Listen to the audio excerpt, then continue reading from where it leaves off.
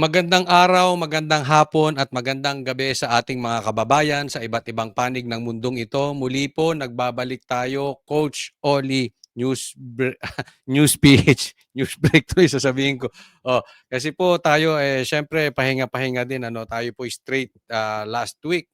7 days nag-vlog tayo. So kailangan din magpahinga. Pero ngayon, balik na po muli tayo. Okay? Ito po ang ating mga i-discuss for today. Una, laglagan na, eto, okay.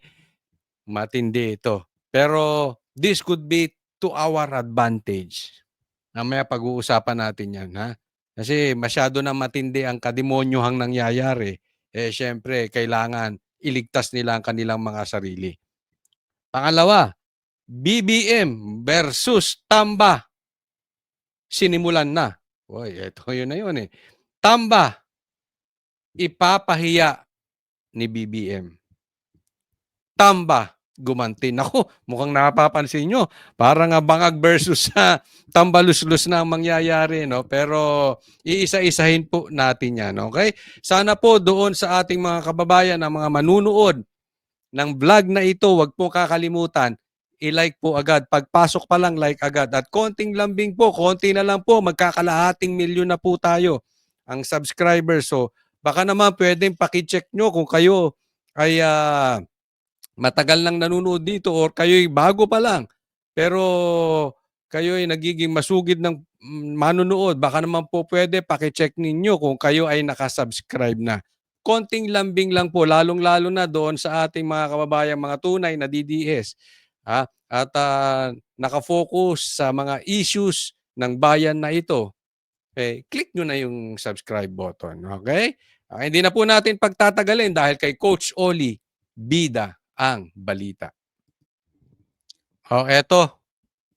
Bongbong Marcos, nilalaglag na nga ba si Tamba? Pag-usapan po natin. Junior, ang banta na hindi aaprubahan ng national budget na hindi alinsunod sa plano ng gobyerno. Ayon kay Navotas Congressman Toby Tiangco, sa national budget nag-uugat ang korupsyon sa gobyerno. Narito ang Express Report ni Marian Enriquez. Hindi lang mga maanomalyang flood control projects ang dapat imbestigahan, kundi lahat ng klase ng korupsyon. Yan ang iginiit ni Navotas Representative Toby Tiangco. Tama lang daw ang sinabi ng Pangulo na hindi aaprubahan ang kahit anong budget na hindi alinsunod sa plano ng gobyerno. Giit ni Tiangco, ang pinakaugat nito ang pagbabalangkas ng national budget. Dapat daw alisin na ang small committee na itinatalaga para mag-ayos o mag-finalize ng amendments tuwing budget deliberations pagpasa sa second reading ng Kamara. Doon umano nagkakaroon kasi ng hocus-pocus. Ngayon, bago natin simulan dito sa small, yung kanilang small committee, ito muna pagtuunan natin ng pansin. Naalala nyo, doon sa programa ng SMNI, dito sa aking vlog, meron na po tayong di umano na mga nagsasabi sa akin, posibleng mga congressman or posibleng mga nakaupo o mga posibleng dating mga politiko. Merong mga nagbibigay sa atin ng hint. At sinabi ko po yan na darating ang panahon, maglalaglagan si Bongbong Marcos at si Tamba. Ngayon, kitang-kita dito sa SONA, may pitik ng ginawa si Bongbong Marcos kay Tamba. Okay, isa-isahin po natin. Pinipitik din ni Bongbong Marcos siyempre, ang mga Duterte. Yan po ay hindi na bago sa atin. Alam natin, ginagawa yan ni Claire, ginawa na rin sa SONA, at patuloy na gagawin niya ni Bongbong. So, he is not off the hook. Kumbaga, hindi natin siya pwedeng pagkatiwalaan dahil magdedere-derecho yung pagkalaban niya sa Duterte. Pero ito, magpinsan. Kaya nga ako, sinasabi ko sa inyo, una pa lang, before pa to nagsalita itong mga ito, ako'y hindi naniniwala na magkakampi si Lisa at si Tamba. Posible sa media or pag sila magkakaharap, civil sila sa isa't isa. Pero may laglagan yan. Dahil sa sobra ng baho, sa sobrang problema ng gobyerno natin, maghahanap ng outlet si Bongbong Marcos. So ulitin ko, hindi na natin maaalis, ituturo niya ng Duterte. Pero sa sobrang laki, kailangan magturo din siya. At eto na, binabanata na si Tamba. At antayin ninyo, kasi medyo mabilis pa nga ito eh. I was expecting mga 26, then latter part 27 magkakaroon ng banatan. Pero yung SONA, may pitik na agad si Marcos diyan kay Tamba. At si Tiangco, alam naman natin, campaign manager yan ng alyansa. Sa side yan ni Bongbong Marcos. Pero this is not the first time pinitik si Tamba. Naalala nyo, even yung impeachment, yung pirmahan sa impeachment, ibinuking na rin ni Tiangco. Pero walang pumapansin sa kamera. Kaya nga napaka-plastic na itong kamera na ito eh. So ito ay magandang development para sa ating mga DDS dahil, again, mahahati sila. At hindi po pwede, hindi man lalaglag yan si Tamba. Alam naman natin. Si Tamba, gaya ng sabi ni BP Sara, hindi lumalaban niya ng patas. Actually, ayaw niya ng kalaban. I-eliminate niya ang kalaban. So, antayin natin yung mga ganti ni Tamba. Pero yan ay hindi po magiging obvious. Hindi yan pipitik ng diretso. Sino po ang i-observe ninyo? Observe nyo yung mga aso ni Tamba. Pipitik yan sa gobyerno. Yung aso ni Tamba, pipitik yan kay Bongbong. And, pati media. Observe nyo itong mabuti. Media at vloggers na dati ay na kay Bongbong, pipitik yan. Abangan ninyo. Dahil di umano sa aking nabalitaan, hindi natin alam kung totoo o hindi. Sana hindi po. Pero alam to eh. Alam to sa industriya ng mga vloggers. Nagbibigay ng pera yan. Hindi ko na patutukuyan kung sino mismo. Baka delikado tayo. Pero kayo, alam nyo siguro yun. Nagbibigay ng pera yan. Kaya yung banat niyang pailalim. Tingnan nyo. Hindi lang DDS vloggers ang mag-aano. Pati yung mga vloggers nila. At alam nyo naman kung sino ang makatamba vloggers. Antayin ninyo. Ang ganda ng nangyayari ngayon, pambira. Pati mga demonyo naglalaglagan. Oy, nako. Committee na yon, walang minutes yon. So para mo silang binigyan ng blank check, di ba? Wala ng small committee. So ibig sabihin, kung ano yung inaprubahan on second reading, yan yung final version. So wala nang insertion doon. Di ba kasi transparent eh. Hindi raw dapat minamadali ang budget lalo sa Tama yon. Dapat wala ng small committee. Diyan nagkakaroon ng magic. Sino bang involved dyan? Di ba sila? Di ba si Tamba? Oh, diba? ng bawat linya o programa na isasaad sa budget bill. Hindi binoto ni Tiangco si later Representative Martin Romualdez bilang House Speaker, kaya tinitignan na raw niya ang pagbuo ng isang independent bloc kasama sila Cebu 5th District Representative Juke Frasco at Bacolod Representative Albi Benitez. Hindi naman daw nila nakikitang makakasama ang Duterte bloc dahil suportado pa rin naman nila si Pangulong Bongbong Marcos. Kami is still in support of the President. We still believe and will go all out for his administration. So baka iba yung kanilang direction. We will not be an opposition, I said. Ako, it's independent, but then in support of the President.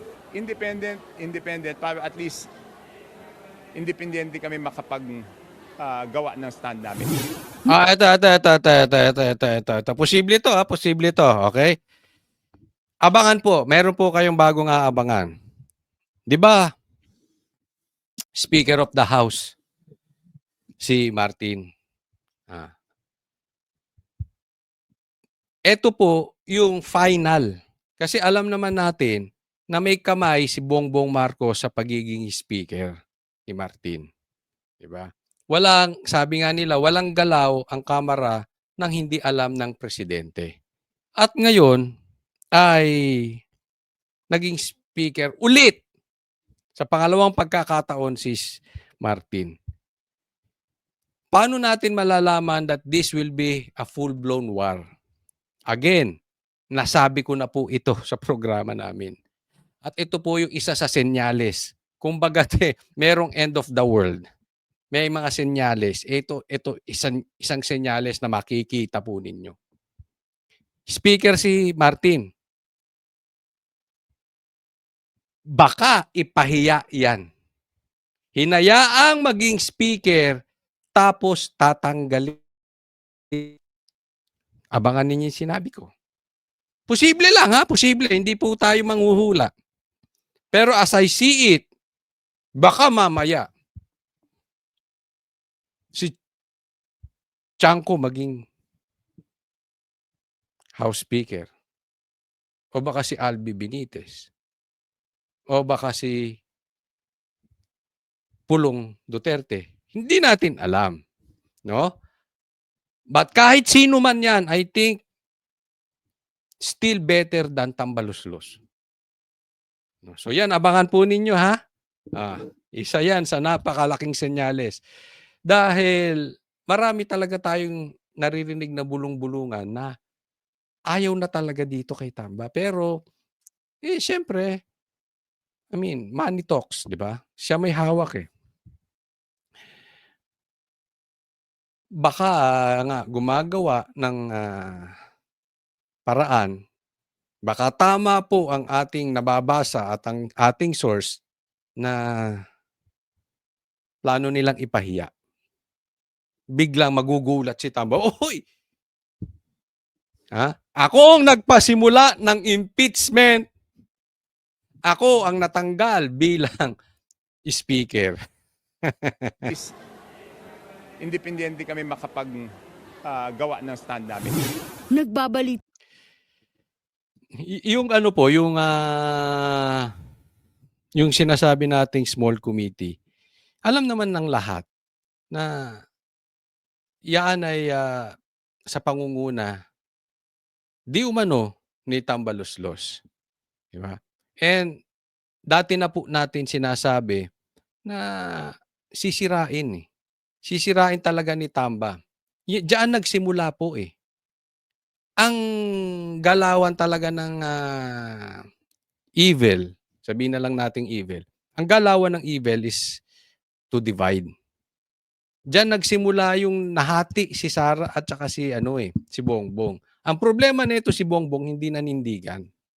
Meron ding sariling political agenda. Kaya nga ako hanggang ngayon wala pa akong tiwala dyan kay Bongbong. Huwag tayong magtitiwala. Pero legit po ito na makakatulong sa side mo Bongbong Marcos kung maaalis yung pinsang mong yan. Of course, hindi ka pa rin papatawarin ng DDS, including me. Hindi ka namin mapapatawad sa ginawa mo. But still, better kesa naman ganyan tayo. Hanggang 2028, inaaswang tayo niya si Tamba. Ilaglag mo na yan sa lalong madaling panahon. Baka sakali, sa pag-alis mo dyan, hindi ka man mapatawad ng mga Pilipino, hindi ka habulin ng kaliwat kanang kaso. Next topic po tayo. Ito, isa pang parinig ni Bongbong Marcos sa sona niya patungkol dito kay Tambaluslos. Ito, pag-usapan natin. Mga pa-inosente at manhid. Yan naman ang banat ni Baguio City Mayor Benjamin Magalong sa mga mambabatas na pumalpak at naghiyawan pa. matapos banata ni Pangulong Bongbong Marcos ang mga korap na opisyal sa kanyang SONA kahapon. Pinuna ni Magalong ang hiyawan ng mga kongresista sa SONA, lalo't sila rin naman daw ang may kasalanan kung bakit nauuwi sa korupsyon ang infrastructure projects ng gobyerno. Git niya, hindi lang dapat ituon sa mismong Department of Public Works and Highways at mga kontratista nito ang investigasyon sa nangyayaring kickback sa mga proyekto. Dapat daw panagutin din kung sino ang namimili ng district engineers at regional directors. 2024 nang unang isiwalat ng alkalde ang umano'y overpriced na rock netting project naman ng DPWH sa Benguet. Parang height of mockery and callousness because at the end ho, sila naman ho yung involved dyan eh. Sila naman ho yung mga pasimuno dyan sa mga kalokohan na yan. Yan ang malaking problema natin. Ha? Eh tama to si Mayor Magalong. Manhid etong mga ating mambabatas. Isipin mo, sinabi ni Bongbong Marcos, mahiya naman kayo. Ako naniniwala ako patungkol sa kanila yan. Bukod doon sa nililigtas ni Bongbong, kasi ako naniniwala na itong si Bongbong Marcos ay meron ding kamay dyan. Pinagmalaki niya yung bilyon-bilyon. Bilyon-bilyon flood control projects. Tapos binaha. Oh. Eh sinasabi naman na wala namang galaw ang Kamara ng hindi at walang basbas ng presidente. Hindi malinis si Marcos. Okay? Nililinaw ko yan. I think he is also involved. Directly or indirectly, kasalanan pa rin ni Bongbong Marcos ito. Pero tama. Hindi lang po dapat DPWH. Kung hindi yung mga buhaya na yan, palibhasa itong mga buhaya, hindi nalulunod sa baha. Yan ang gusto ng mga buhaya, yung baha. Kasi diyan sila makakakurakot. Diyan nila ilalagay kunwari yung kanilang kurakot, yung kanilang flood control projects. Eh, buhaya nga eh. Nakakita na ba kayo ng buhayang nalunod? Wala. Hindi sila malulunod. Malulunod yan sa pera, mga swapang yang mga yan eh. So, ito po ang nakakatakot dito sa ating. Pinipitik na sila ni Bongbong Marcos. Pinipitik na sila nung pinsan ng kanilang speaker. Sige pa, palakpakan. Masamang pangitain po yun. Dahil, ang ibig sabihin nun, wala kaming pakialam sa inyo. Bastang pangungurakot namin, tuloy-tuloy. Parang ganun sinasabi. Hindi mo kami kaya. Nakasandal kami sa pader. Kahit presidente ka pa dyan, magngawa-ngawa ka. Ang importante, yung pondo.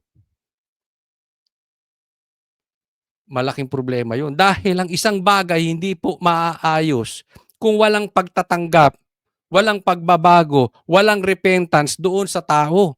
Kasi malalaman mo naman kung yung isang tao pwede pang ayusin eh.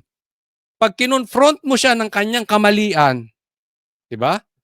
Maraming kwento dyan sa Biblia kay David. Marami siyang pagkakamali, pero pag kinonfront siya, amin siya agad, repent siya agad, dasal siya agad, nagbago siya agad.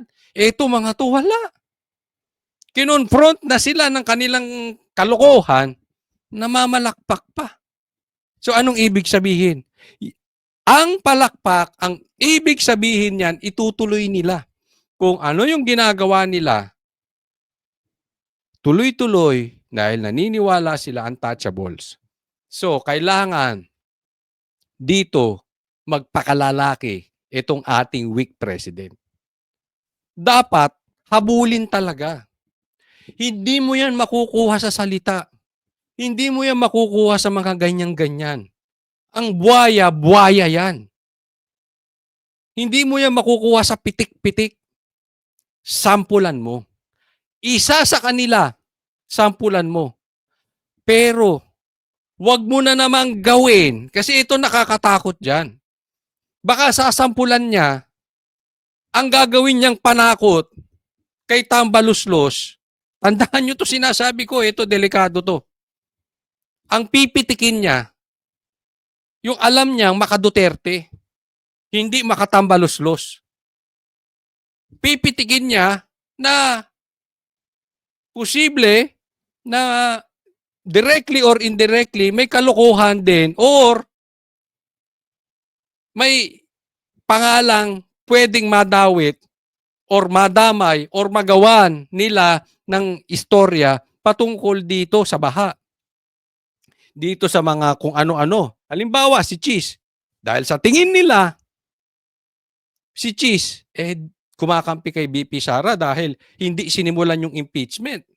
Pwedeng ganon. Or other on the middle. Yaan ang pwedeng chilling effect na gagawin. Oh, sinampulan ko na ha. Oh, parang ganon. Tumahimik na kayo. Pag hindi pa kayo tumahimik sa inyo na directly, wag sana ganon. No? Hindi po titinuyan. These people, sabi nga, manhid. Ang mukha niyan makapal na. Nakakita ba kayo ng buhaya na manipis ang balat? Ang buhaya makapal ang balat niyan. Hindi mo pwede, yung pitik-pitik, kahit tuktukan mo yan, hindi niyan mararamdaman. They are beyond manhid. Kaya kailangan dyan, sampulan.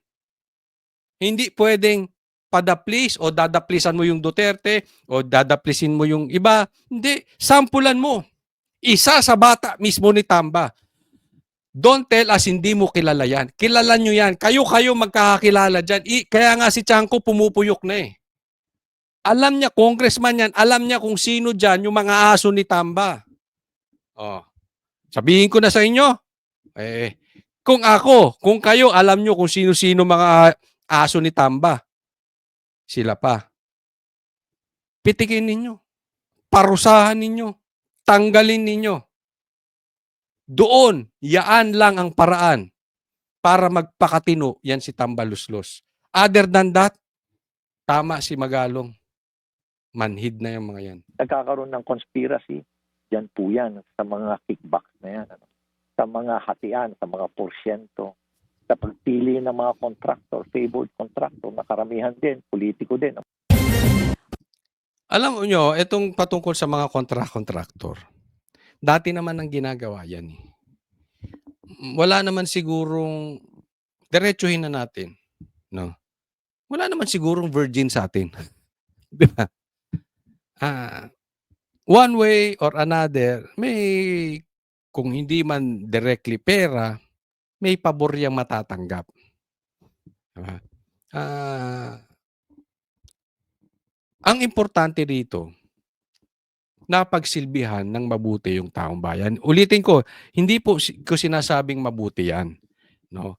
Pero, ang punto ko lang, dati na yan. Kasi alam ko yan ang sasabihin ng mga bashers eh. Pero, iba po ngayon. Literal po buhaya. As in, sagad. Kung bagat sa vampira, sasagarin talaga yung dugo mo. Hanggang talagang wala na silang masipsip sa'yo.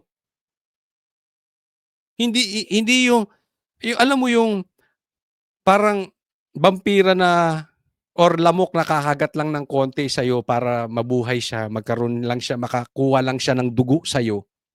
Hindi. Ito, vampira talaga. Sasairing ka. Diyan ko na i-compare tong mga ito. Kaya, walang nangyayari sa atin di ba? Konting ulan, baha. Konting ulan, sira ang kalsada. Oh. Walang natatapos na infrastructure. Walang nagagawang infrastructure. Wala tayong pag-asenso. Ilang taon na ako. Problema na natin yan. Dati pa. Anong ginawa nung kauna-unahang nagalit sila kay Marcos Sr.? 1986? Nag-EDSA. Nasolusyonan ba? Hindi. Nangibabaw lang ang komunista. Sila din. Anong nangyari sa Pilipinas? Umayos ba? Hindi. Sa katotohanan, sumama pa. So pasama tayo ng pasama. Masama. Pero ngayon, grabe, sobrang sama. Sobrang, akalain mo pati impeachment may bayad. Pati pirma may bayad. Kada pirma nyo lahat. Pati hearing nga, ano sinabi ni Magalong? Pati hearing. May bayad. Oh. Ay, inimbestigahan ba yan? Sino lang inimbestigahan nyo? Si BP Sara. Kung concern tong mga mambabatas natin, dapat inimbestigahan din to sinasabi ni Chanco. Sinabi ni Magalong. Nagko-connect the dots na po. Hindi lang po yan paninira. Ha? Tumutugma yung mga sinasabi. At hindi naman magkakaalyado tong mga ito. Pero ganyan po kasi talaga ang baho. Sa sobrang paggrabe ng paggrabe, yung baho hindi mo na matago. Umaalingasaw na. Next topic po tayo. Ito, pag-usapan natin. Bakit takot si Marcos sa online gambling? Sige, pakilagay nyo dyan. Sabihin ninyo, bakit hindi pinitik ni Bongbong Marcos ang sugal? Walang miss opportunity. Yan ang direktang sagot ng palasyo sa mga nasasayangan umano sa pagkakataong talakayin ni Pangulong Bongbong Marcos ang issue sa online gambling sa kanyang ika-4 na sona. Sa eksklusibong panayam ng News 5 kay Palace Press Officer Claire Castro, sinabi niyang pinag-aaralan pa ito ni Pangulong Bongbong Marcos. Dahil nga sinabi natin, kung magsasabi naman siya agad na ito Taliban ito, pero hindi pala nagiging maganda ang epekto nito sa bayan, mas mukhang magkakaroon ng pagkakamali ang Pangulo. Nako, mali talaga. Mali. Isipin mo, kinontra nyo yung Pogo. Pero may kumakalat. Pinasaran nyo ang Pogo, pero meron pa rin nag-ooperate ng Pogo. O, totoo ba yan, Claire? Don't tell us na hindi mo alam. Pinasaran nyo Pogo, pero meron namang online gambling. Binabanatan yung isabong ngayon ang nilalagay nyo sa investigasyon, pinalutang ninyo yung patungkol sa isabong, pero hindi nyo magalaw ang online gambling. Kaya nga masisisi ba natin ang ating mga kababayan kung sinasabi nila, I may disagree or I may not disagree with them. Pero ito po ang kumakalat na balita. Hindi kaya ni Bongbong Marcos isara ang gambling kasi kakampi niya ang mga gambling lords. Sila daw ang pumopondo kay Bongbong. Totoo ba yan? Di ba? Hindi natin masabi. Ikaw, Claire, alam mo siguro yan. Kung totoo yan or hindi. Kayo mga kababayan ko, anong sa tingin ninyo may katotohanan ba yan? Diba? Kasi pati nga drugs, pinitik ni Bongbong Marcos. Baha, pinitik niya sa SONA. Dalawa, hindi niya nabanggit. Baka dito siya takot. Yung online gambling at saka yung pagkidnap kay Tatay Digong. Yan po ang pinakamalaking balita ng 2025. Yan po ang pinakamalaking balita ng nakaraang taon ni Bongbong Marcos. Yung gambling at saka yung pagkidnap kay Tatay Digong. Pero iniwasan sa SONA. Anong iisipin ng taong bayan? Guilty si Marcos. Mastermind si Marcos sa pagkidnap kay Tatay Digong. Hindi niya pwedeng pitikin dahil sa kanya galing yun. Yung sa gambling naman, nakikinabang siya. Masisisi ba natin ang taong bayan kung hindi ganun ang isipin? Pagkakamali ang Pangulo. Nadismaya ang ilang senador na hindi nabanggit ang online sugal sa talumpati ni PBBM. Balak ngayon ni Senator Kiko Pangilinan na imbestigahan sa Senado ang online sugal na isang public health concern ayon sa DOH. Sa kabila nito... Ako sangayon ako doon. Kiko, simulan mo yan. Baka magkaroon ka ng silbi bukod doon sa paghigop mo ng sagbaw na hindi mo naman nahihigop. Bukod doon sa mga kalokohan mo diyan sa mga kinakain mo, yung mga papunta-punta mo sa palengke, oh, 'di ba? Yung mga kadramahan mong ganyan. Baka magkaroon ka ng pakinabang, pasimulan mo, 'di ba? Hindi man ikaw ang chairman ng committee na 'yon, paimbestigahan mo, ikaw ang magmitsa para imbestigahan itong online gambling na ito. Baka matuwa kami sa iyo, magkaroon ka ng silbi, Kiko. Iginiit ni Castro na hindi ito pananahimik. Sa ngayon ay hindi pa natin alam kung ano talaga ang balak ng Pangulo dito sa online gambling dahil totoo yan. Sabi nga natin, yung isabong wala na, sinuspend yan or hindi na ito umiiral, pero bakit nandiyan pa rin yung mga illegal? Alam mo kung bakit, Claire? Sabi niya, hindi daw niya alam kung ano ang plano ng Pangulo patungkol sa online gambling. Wala ka namang alam, Claire eh. Di ba? Ang alam lang nito si Claire is about Duterte. Tanungin mo siya ng patungkol sa Duterte. Makakasagot siya. Pag patungkol sa Pangulo, pinag-aaralan. Hindi ko masasagot yan. Hindi ko alam yan. Hindi pa natin alam kung anong plano ng Pangulo. Di ba? Nung silbi mo, spokesperson ka eh. Kung ano man ang title mo, lumalabas, ikaw na talaga ang tagapagsalita ni Bongbong Marcos. Ikaw ang harap ng harap sa media eh.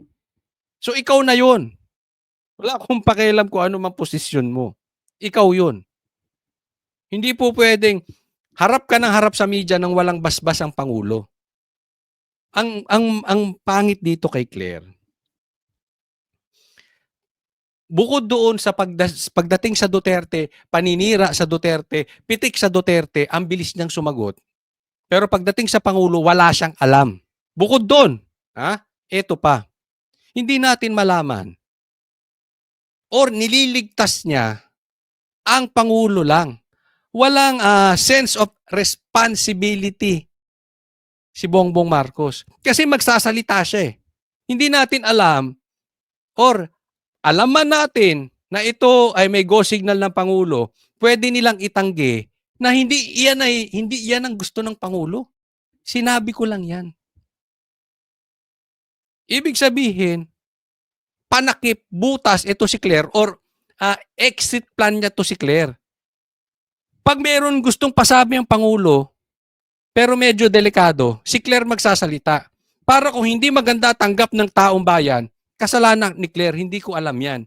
Hindi aakin yan. Sa kanya yan. Pero pag magandang salita na tanggap ng taong bayan, maganda ang pagkatanggap do sa sinabi ni Claire, yan ay boses ko. Nakikita nyo na? Kasi hindi naman, dapat, alam mo, sa media, lagi nilang itatanong, yaan ba ay galing sa Pangulo o hindi?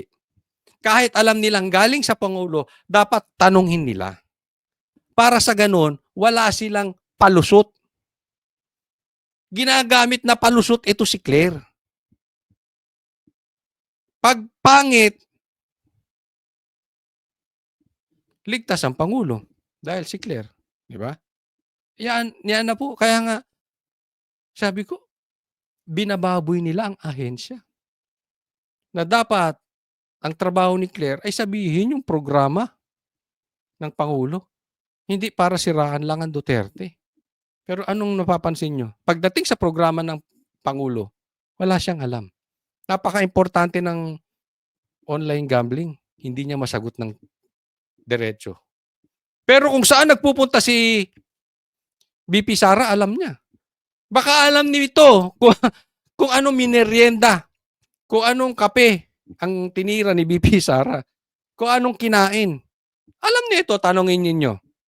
Saan kumain si BP Sara, alam? May balita nga ako eh. Pumunta lang ng Davao. Ang mga dating sekretary, may nanggagalaiti na sa palasyo. Totoo ba yun, Claire? Isabong. Si Finance Secretary Ralph Recto bukas na higpitan na lang ang operasyon ng online sugal imbes na ipagbawal. Wala talaga to si Recto, no? Nagkalat na ng kaliwat kanan. Sa bagay, trabaho niya yan eh. Nasa finansya. So para sa kanya, makasama man sa Pilipino, hindi importante. Hindi ko trabaho na maging mabuti sa Pilipino. Ang trabaho ko, paano kikita ang gobyerno? Hindi ko trabaho kung ano mang mangyari sa inyo dyan. Magutom man kayo, kakatax-tax ko. Bahala kayo sa buhay ninyo. Oh. Ano? Kinainan ng sistema ito si Recto. It's a balancing act that we have to do. Kabilang dyan ang dagdag buwis na Saglit lang. I really don't believe this balancing act. Na kasi yung gambling, pasensya na po. Ito baka this is only my opinion. This is only my stand. Okay? Posibleng magkakaiba-iba tayo diyan. Pero pagdating sa droga at gambling, diyan very strict ako. 99% no for me is a yes. Anong ibig sabihin? Kahit 1% ka lang. 1% ka lang magsugal. 1% ka lang tumira ng droga. Lalamunin ka niyan. Kaya dapat yan 100% zero. We cannot compromise on these things. Ito yung sinasabi natin na supposedly this is white and black. Hindi yan pwedeng give and take. Hindi pwede yan compromises. Hindi pwede yan recto na balancing act. Kasi sisirain yan. Kumita man tayo ng konti, ang gobyerno patungkol sa gambling, sisirain ang sistema. Bakit? Ang maghahari dyan, gambling lords. Maraming lagayang mangyayari dyan. Makikinabang lang ang politiko dyan. Makinabang man ang Pilipinas, kaunti. Pero in totality, drugs and gambling, hindi pwedeng biruin. Gambling is as worst for me as drugs. I can compare gambling as legalized cocaine. Nakaka-addict po yan. Sisira yan ng pamilya. Gagawa yan ng krimen. Parehas po ng droga. Sisirain yan ang kalusugan mo. Nakakita na kayo ng naggagambling? Hindi na nakatrabaho? Hindi na makafocus? Ayaw na ngang kumain? Wala nang ginagawa sa buhay kung hindi nalulung sa gambling. So, huwag po natin bibiruin yan. So, well, anyway, meron kasi sila sinasabi, paano coach yung mga kasino? Legal naman yun. Pero wala tayong magagawa. Gusto ng gobyerno yan eh. Siguro, kaya hindi ako pwedeng politiko. Kasi kung ako politiko at ako presidente, sarado lahat ng kasino. Kung ako presidente,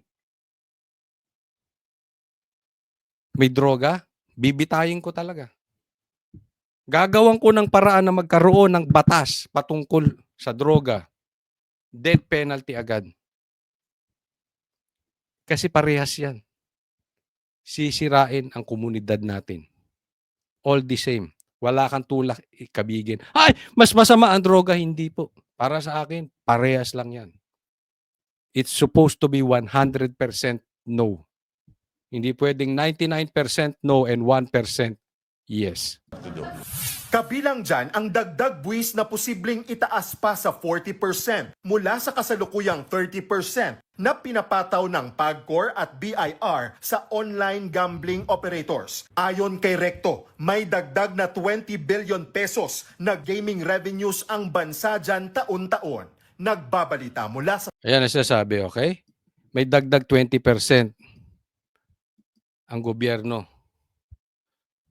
At plano nilang gawin from 30% to 40% ng tax. So ano ibig sabihin? Ito ay nakakatulong sa Pilipinas. Ito ay sinasabi niyang balancing act. Pero hindi pa rin. Sige, tumaas ang tax natin. Saan mo kinuha? Doon sa mga nasirang pamilya? Sa mga nasirang buhay? Di ba mas maganda kukuhanin natin yung tax natin doon sa mga nagnegosyo? Doon sa mga nagtrabaho, doon sa may mga produksyon, doon sa may mga serbisyo, o doon sa mga nasirang buhay dulot ng gambling. Di ba? O kumita ka nga ng 40%. Kinuha mo dun sa isang tatay na dapat nagpapakain ng pamilya. Yung isusubo nung anak na ulam, kinuha yung tax. At dun sa sugal, lagay sa mga politiko. At dun sa gambling lords. Type nyo yon. Ayoko sa inyo. Well, anyway, kayo gobyerno eh. Ako naman nagpapayo lang. Kung priority ninyo ang kita ng gobyerno, so be it. Priority nyo ang kita ng gobyerno kesa kalagayan ng mga bawat Pilipino, edi so be it. Hindi naman ako gobyerno eh. Hanggang suggestion lang po tayo. Huwag po kakalimutan. I-like po itong video na ito. And paalala lang muli doon sa mga hindi ko pa po subscriber, sana mag-subscribe po kayo. Muli po, Coach Oli, maraming salamat po sa inyong lahat.